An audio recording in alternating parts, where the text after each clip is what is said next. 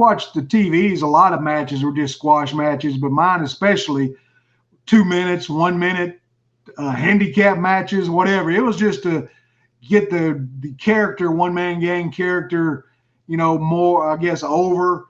It wasn't like people didn't.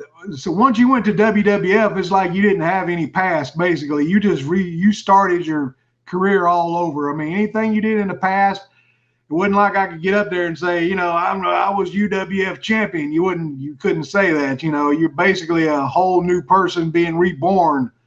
So yeah, it was just to get the character over, and I was one of the few people that was allowed to even to actually hit a referee and do some damage to a referee. And one of the shows I actually got to give the referee the finish, and pick him up and slam him around a little bit. So yeah, they just did that to get me ready for Hogan.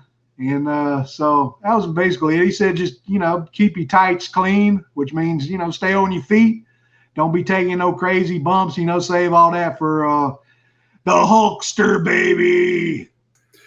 Yeah, and they did most of your Hulk Hogan matches on house shows. I don't remember seeing a recorded version when you were one-man gang.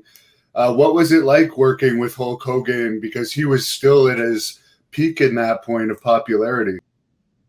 Yeah. It was like, it's crazy. Well, I mean, I know I keep saying crazy, but, it was crazy. I mean, he was just, man, they built him up to be so over. It's just, I don't know. I mean, how do you build somebody up that much that they're over that big? You know what I'm saying? And as soon as his music would hit, he didn't even have to be out there. Just the music itself, and the whole building would explode. And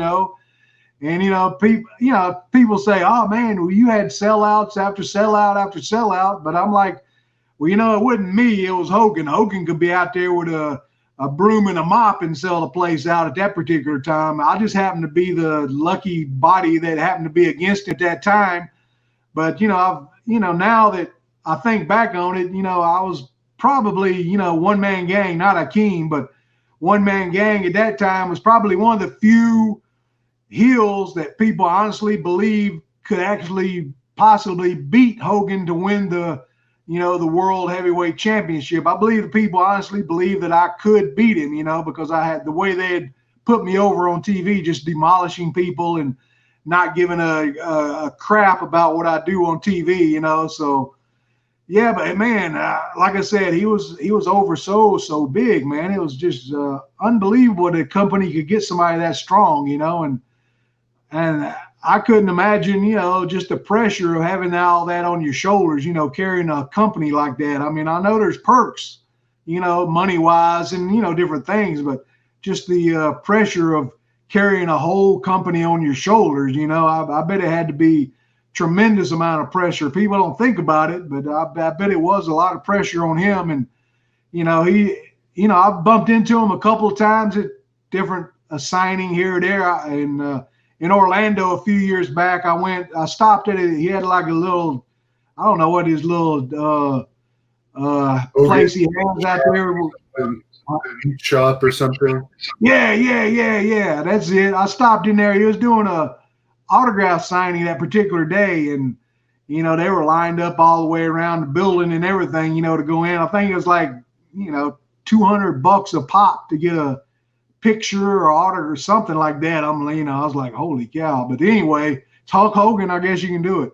But I went in there and talked to him just for a few minutes, shook his hands, and he thanked me profusely about our matches. He said, those are some of the easiest matches I've ever had, working guys, and he said, I appreciate you taking care of me and really protecting my body. And every night, it was pretty obvious that, except for a couple of count outs, or he got counted out one time or whatever, but pretty much every night you knew you was going to take the Hulk Hogan guillotine leg drop. So, but he would come and find me wherever I was every night we worked, and he would come over and ask me, is it okay, if I, this is the finish, do you have any problems with it? You mind if I, go over on you tonight, that way? And like I was going to say, oh, no, Hogan, you're not going over on the one-man gang. You got to take it yourself, buddy.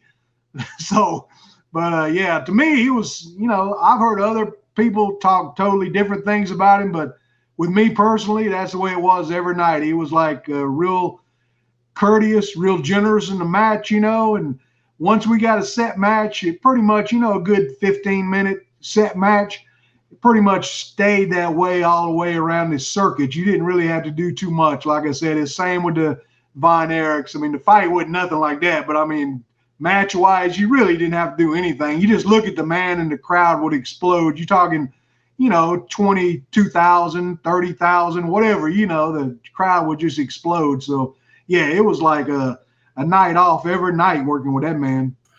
So would it be once you got the routine down, he would just come up to you and say, is the finish okay? And you wouldn't even have to talk about the match. You would just. Exactly. Yeah. Exactly. I heard you had the Montreal attendance record. I don't know if it still stands, but for the Forum.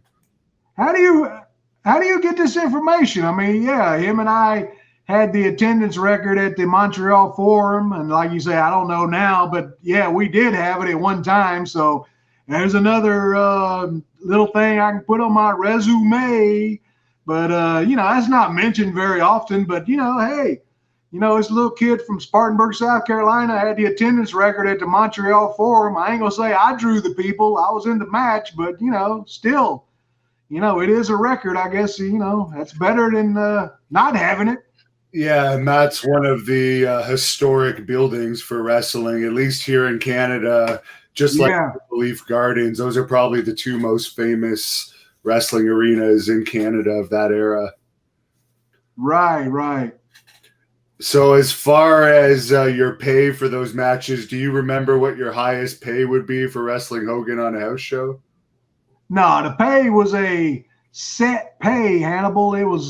It don't matter where I wrestled. It didn't matter if it was, 20,000 or 50,000. My pay every time him and I worked was $5,000. I'm not saying that's bad. Don't get me wrong now. That's tremendous. I don't, but that was my set pay. I believe it never went over that, it never went under that. So anytime I was booked with Hogan anywhere in the world, in the country or whatever arena, it was $5,000. So, I mean, you figure if we're doing, you do 10 nights at $5,000, that adds up. You do 20 nights, 30 nights.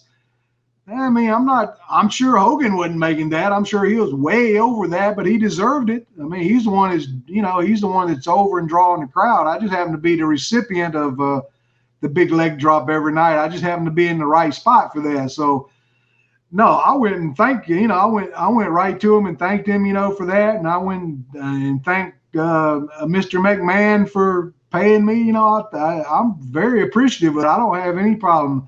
Who the heck don't want to go out there and wrestle 15 minutes at the most and get paid $5,000? Are you kidding me? I mean, I've had regular shoot jobs, or I've had to work at the penitentiary for 12 hours at a time, and making $13 an hour. Here I am. I go out in the ring and wrestle 15 minutes and get paid $5,000. Holy cow!